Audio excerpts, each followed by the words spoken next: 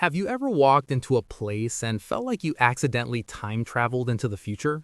That is exactly what happened to me after spending months traveling across 7 Asian countries: Vietnam, Indonesia, Thailand, Philippines, India, Cambodia, and Malaysia.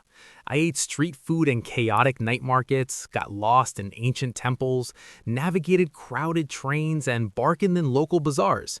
Each country was beautiful, raw, and deeply human. But then I landed in Singapore, and something shifted. The noise disappeared, the chaos vanished. Everything just worked perfectly, silently, efficiently.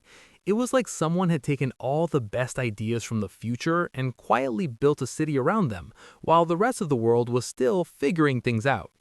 After comparing all 7 countries side by side with Singapore, I finally understood why this tiny island nation feels less like 2024 and more like 2050.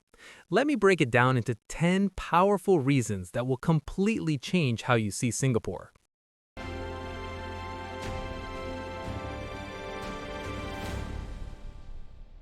Point 1. The public transport system feels like it was built by robots from the future. If you have ever missed a bus in Bangkok, waited 45 minutes for a train in Manila, or survived the absolute madness of a Delhi metro during rush hour, you will understand why Singapore's transport system feels almost supernatural. Every train arrives within 2 to 4 minutes. Every bus shows its exact arrival time on a digital screen. The stations are air-conditioned, spotlessly clean, and completely barrier-free for people with disabilities. There are no ticket lines because your payment card taps in and out automatically. The entire mass rapid transit network, known as the MRT, connects every corner of the island with machine-like precision. When I compared this to the crumbling infrastructure I witnessed in some parts of Cambodia or the overcrowded buses in Indonesia, the difference was not just about money. It was about a philosophy, a belief that public transport is not a last resort for people who cannot afford cars. In Singapore, it is the smartest and most dignified way to move.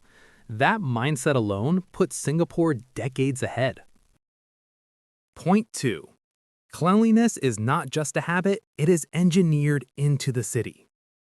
After walking through the gorgeous but waste-heavy streets of Ho Chi Minh City, the colorful chaos of Kuala Lumpur's older districts, and the overwhelming sensory overload of Mumbai, arriving in Singapore felt like entering a simulation. The streets were not just clean, they were unnaturally clean. And when I started asking why, I discovered it was not just about fines. Although yes, dropping litter in Singapore can cost you several $100s, it goes deeper. The city is architecturally designed so that waste has nowhere to accumulate. Bins are placed at strategic distances.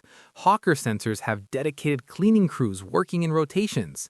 There are underground pneumatic waste collection systems in some districts that literally suck garbage through tubes beneath the city. This is not cleanliness as a cultural virtue. This is cleanliness as an engineering solution. Singapore designed the mess out of existence, and standing in its gleaming streets after weeks in less organized cities made me realize dirty cities are not dirty because people are dirty, they're dirty because systems have failed them. Point 3. Green spaces in a concrete jungle that defy logic. One of the biggest surprises Singapore gave me was how extraordinarily green it is for a city this dense and this developed. After visiting sprawling cities like Jakarta, where green space feels like a luxury reserved for gated communities, or Manila, where urban trees are an afterthought, Singapore felt like someone had merged a rainforest with a metropolis. Gardens by the Bay alone stopped me in my tracks. These towering super trees, some reaching heights of 50 meters, are covered in living plants and generate solar energy while collecting rainwater. The entire Gardens by the Bay complex sits on reclaimed land and manages to feel both futuristic and deeply natural at the same time. But it is not just this famous landmark. Green corridors connect parks across the entire island. Buildings are required by law to replace any greenery lost during construction with rooftop or vertical gardens. Singapore does not treat nature as something to be pushed to the outskirts of development. It treats nature as a co-architect of the city. No other country I visited came close to this level of intentional green integration. Point 4. The food culture is a masterclass in organized diversity. Every country I visited had incredible food. Vietnam's pho, Thailand's pad thai, India's curries. These are world-class culinary traditions. But Singapore does something no other country I visited managed to do. It takes every single one of those traditions, gives them a permanent home, maintains safety and hygiene standards across all of them, and makes them affordable for everyone, including the working class. The Hawker Center system is a national treasure. These open-air food courts bring together Chinese, Malay, Indian, and Eurasian cuisines under one roof, with meals starting at around $3 to $5. In 2022, Singapore's hawker culture was officially recognized by UNESCO as an intangible cultural heritage. Think about that. Street food with Michelin recognition and UNESCO status. I ate in a hawker center next to a construction worker, a startup founder, and a government minister, all at similar prices.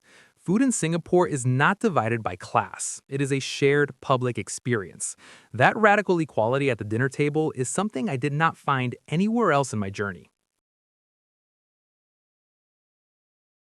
Point 5. Water security that turned a weakness into a world wonder. When Singapore separated from Malaysia in 1965, it had almost no natural resources, no oil, no minerals, and critically, almost no fresh water. It depended on Malaysia for its water supply, which was a massive geopolitical vulnerability. Most countries in this situation would simply accept the dependency. Singapore turned it into a mission. Today, Singapore's water strategy, known as the Four National Taps, sources water from local catchment areas, imported water, recycled water called NE water, and desalinated water. NE water is so advanced that recycled wastewater is purified to a standard that exceeds World Health Organization drinking guidelines. The technology is now exported to countries around the world. During my travels, I saw water scarcity devastate communities in rural Cambodia and Indonesia. I saw rivers used simultaneously for bathing, drinking, and waste disposal. Then I landed in Singapore, where the government turned a near impossible situation into an exportable solution. That transformation from vulnerability to global leadership is one of the most remarkable things any modern city has ever accomplished. Point 6. Safety that makes you forget to watch your back. Traveling across 7 Asian countries sharpens your instincts fast. You learn to hold your bag tightly in crowded markets. You keep your phone out of sight on busy streets. You stay alert in unfamiliar neighborhoods after dark. These habits become automatic. So when I arrived in Singapore, it took me almost 3 full days to realize I had completely stopped doing all of those things. I left my laptop bag on a cafe chair while I used a restroom. I walked through unfamiliar alleys at 2 in the morning without thinking twice. I saw tourists leaving expensive cameras on restaurant tables while they ordered food. Singapore consistently ranks as one of the safest cities on earth. The crime rate is among the lowest globally. And this safety is not just about strict laws, though Singapore is famously strict. It is about a social contract where people genuinely trust their city. That trust creates a quality of life that is invisible until you have lived without it. After weeks of hypervigilance, Singapore gave me something I had forgotten was possible: the ability to simply relax in public space. Point 7. Housing that actually solved the affordability crisis. In every city I visited, housing was a wound. In Manila, millions live in informal settlements without basic services. In Mumbai, the contrast between class skyscrapers and sprawling slums is heartbreaking. In Kuala Lumpur and Bangkok, rapid development is pricing out the very communities that built those cities. Singapore faced the same forces: rapid urbanization, land scarcity, growing population, and made a radically different choice. The Housing Development Board, known as the HDB, was established in 1960 and today houses around 80% of Singapore's population in government-built flats. These are not run-down public housing blocks like you might imagine. HDB flats are well-maintained, well-connected to transport, surrounded by amenities, and available for purchase at subsidized rates. The government actively subsidizes first-time buyers and ensures that flats are ethnically integrated to prevent racial segregation. Is it a perfect system? No. Prices have risen and young Singaporeans do face challenges. But 80% of the population living in dignified, government-supported housing is a figure that almost no other country on earth has achieved. It is extraordinary.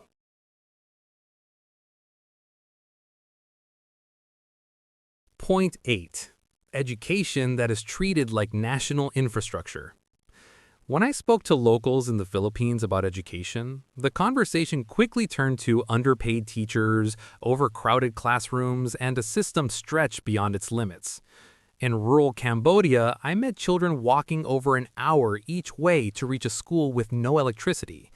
These are not isolated problems. They reflect how much of the world treats education as an expense rather than an investment. Singapore treats education like it treats water, transport, and housing as critical national infrastructure. The results are staggering. Singapore consistently ranks first or second globally in mathematics and science in international assessments like PISA and TIMSS. Teacher salaries are competitive with private sector jobs, which attracts high-caliber professionals into classrooms. The curriculum is regularly updated to match real-world economic needs. Coding, critical thinking, and entrepreneurship have been woven into school programs for over a decade. This relentless investment in human capital, in the idea that people are a nation's greatest resource, is perhaps the single most important reason Singapore has succeeded where so many other nations have struggled. You cannot build a future city without first building future citizens.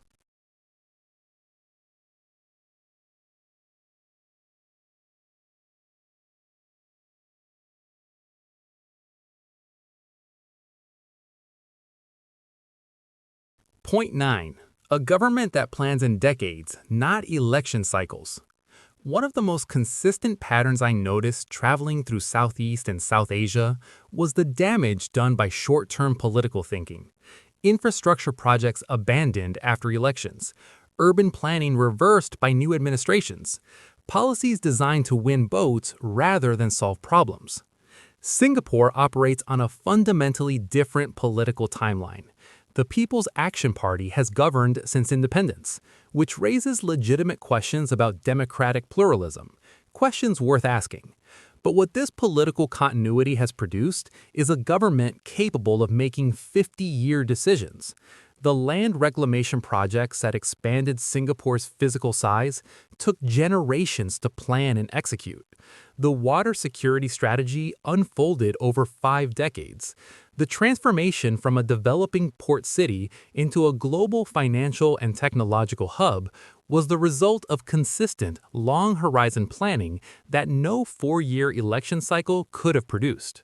Whether you agree with Singapore's political model or not, the outcomes of this long-term thinking are written into the physical reality of the city.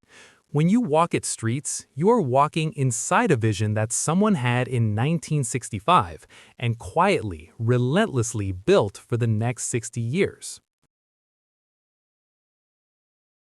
Point 10. Innovation is not a buzzword. It is built into the city's DNA.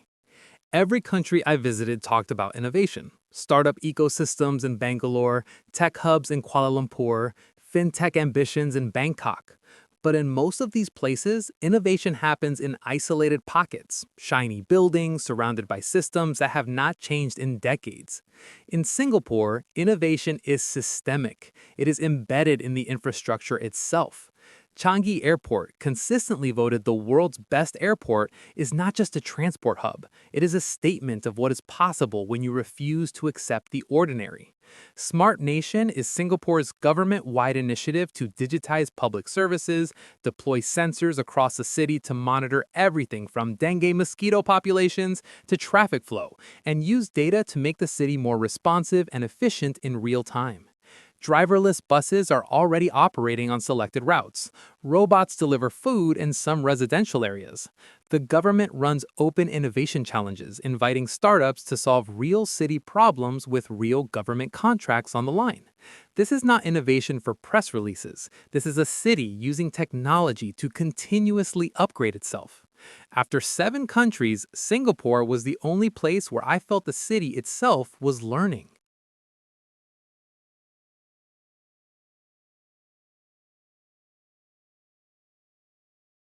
So here is what 7 countries and one extraordinary island taught me. Singapore is not perfect. It has income inequality, political restrictions on free speech, immense pressure on its citizens, and housing costs that are rising faster than many can manage. It is a city that demands a great deal from the people who live in it. But what Singapore proves, undeniably, visibly, walkably, is that great cities do not happen by accident. They are built by intention, by long-term thinking, by treating every citizen's basic need, safety, housing, water, transport, food, education, as a problem worth solving with the best possible solution, not just the cheapest or most convenient one. Walking through Singapore after 7 other Asian countries did not make me think those other countries were failures. It made me think about what becomes possible when a government and its people commit to building something extraordinary together. The future is not a place we arrive at, it is a place we decide to build. Singapore decided, and the rest of the world is still catching up. If this journey taught you something new, share it with someone who needs to hear it, because the most important cities of tomorrow are being imagined right now.